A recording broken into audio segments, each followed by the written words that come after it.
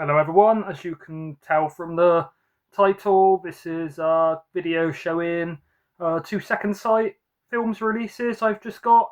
So yeah, I don't know if anybody watched my last video, I think was showing all the stuff I got in Birmingham at the movie Loons meetup. Had a really good weekend, meeting all the guys, all really sound down to earth, we all get along really well. Planning another meetup in the future. Obviously, I showed some of the all of the things Stuart gave me. I think it was about 6 titles, so thank you, Stuart.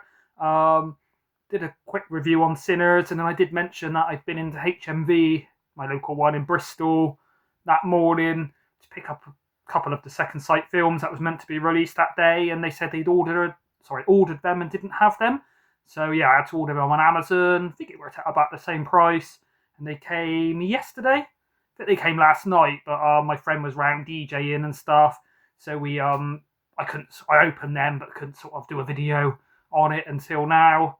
Yeah, obviously, like I say, we were busy DJing, having a few drinks, and then made him watch the Poseidon Adventure, which I will talk about in a recent watches, which isn't really usually his thing, but yeah, he did actually really enjoy it, and yeah, thought it was like the best disaster movie he'd seen. Although when I said which ones have you seen, he said The Day After Tomorrow and 2012.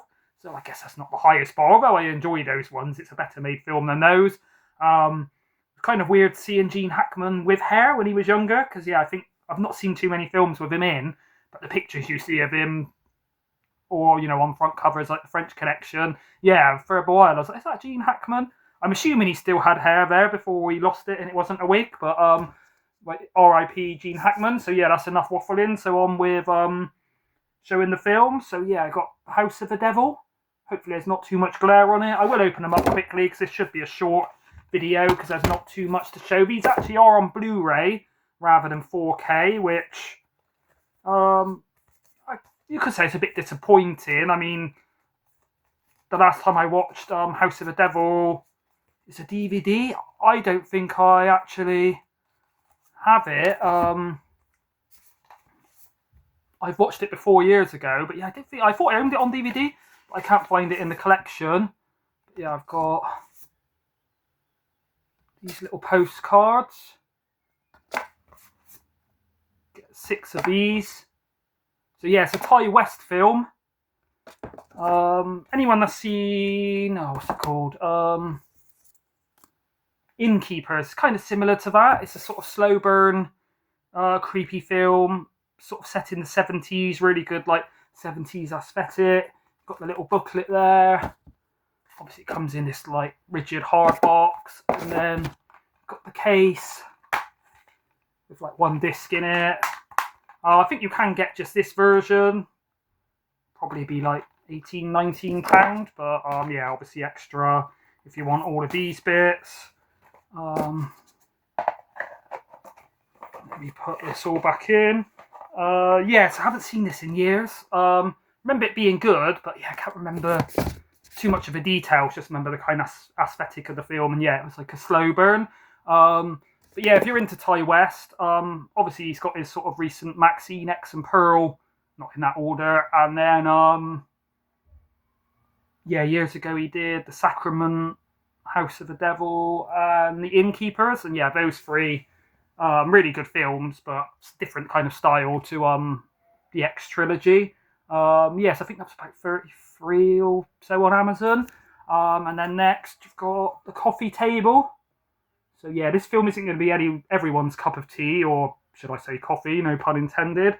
It's a really well made film, but it's disturbing, but not so much the disturbing nature why it's hard to watch is because it just so sort of stressful and anxiety inducing to watch it.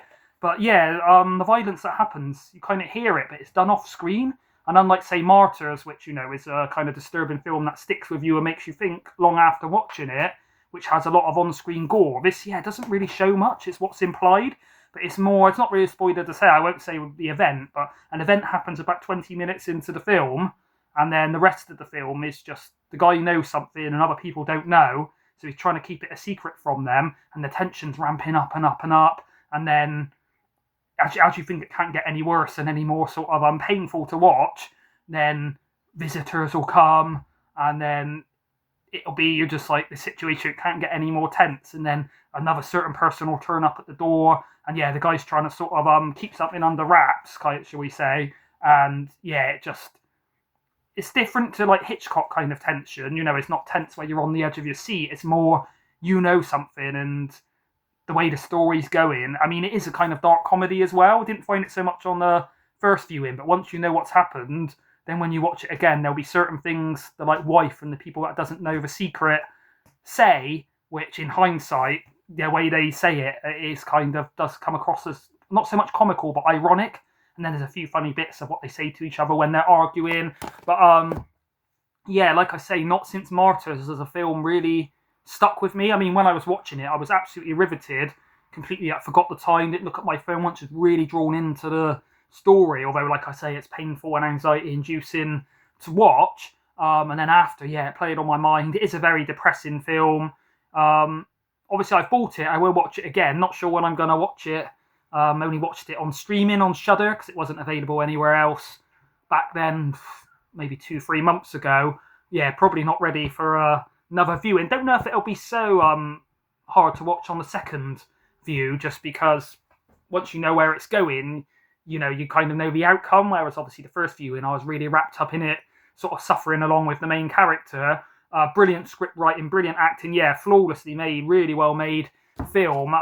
It's directed by, written by Kai Casas, I guess it's pronounced, and Christine Baborbia, and directed by Kai Casas. I think that's how you say it. I think it's Spanish or Mexican.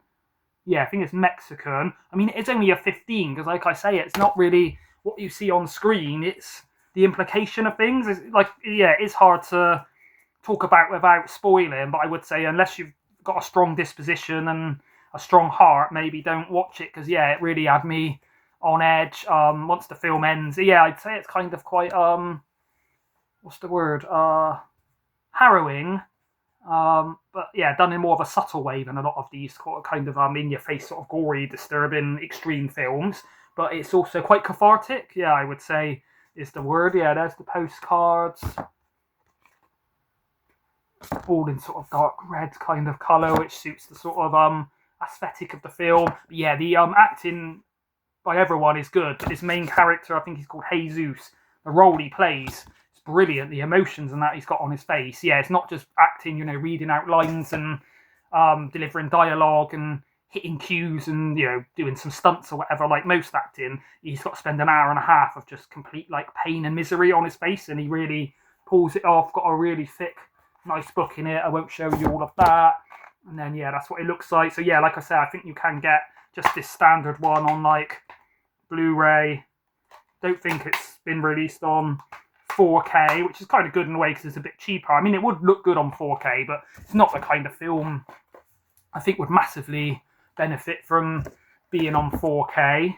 I'll read you the back quickly because obviously it ain't going to spoil it, but Jesus and Maria are a couple going through a difficult time in their relationship with the added pressure of being new parents. They even argue over which coffee table to buy. When Jesus finally gets his way, it's a decision that will shatter their lives forever. So yeah, when I first heard about it, it came on my radar of a lot of people saying it was like really disturbing, really good film.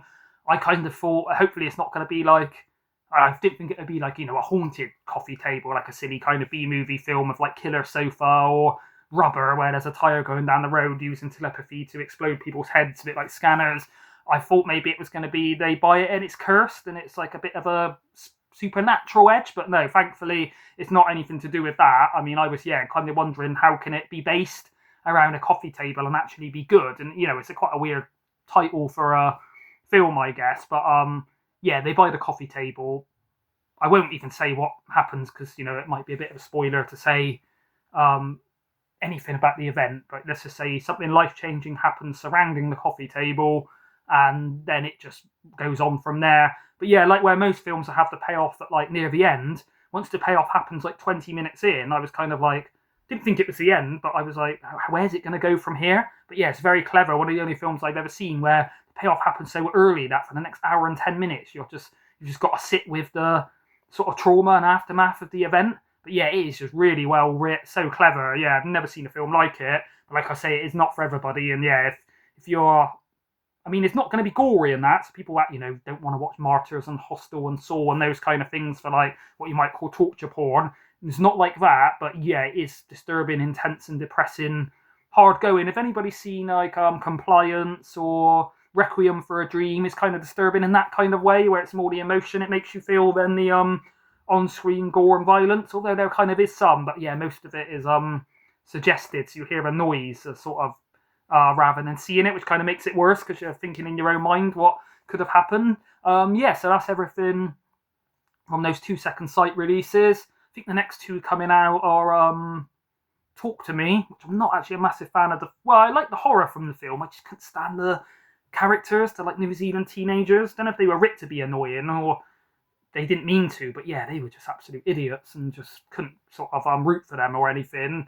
Not really any character development, but yeah, the horror side of it I thought was good. Some real creepy bits and some kind of funny bits, but yeah, I've got it on 4K, so I don't need to upgrade that, and I wouldn't because I don't love the film. And then the other I can't remember the name of. Comment down below. I know Ollie and Marcus and that Marcus from X-File 2708 were talking about it. It's like a buddy cop film. Maybe with Paul Rudd or someone. I'm not saying I definitely wouldn't get it, but yeah, it's not, sometimes for Second Sight, I see the thing coming out, I'm like, oh no, I have to get this one kind of day one. So it's nice that I'll be saving like £80 or so the month when those come out. Yeah, I guess you can probably get the Buddy Cop on the normal version, Blu-ray, probably better to see if I like it. Yeah, so that's, I'll end it pretty much now, but that's quite a short one for me at like 12 minutes, so maybe I'll change my name from Tim's Film Waffle to Tim's Concise, Truncated, and Clear, and I guess that's not a very catchy new name for the channel. All right, thank you, everybody. Bye.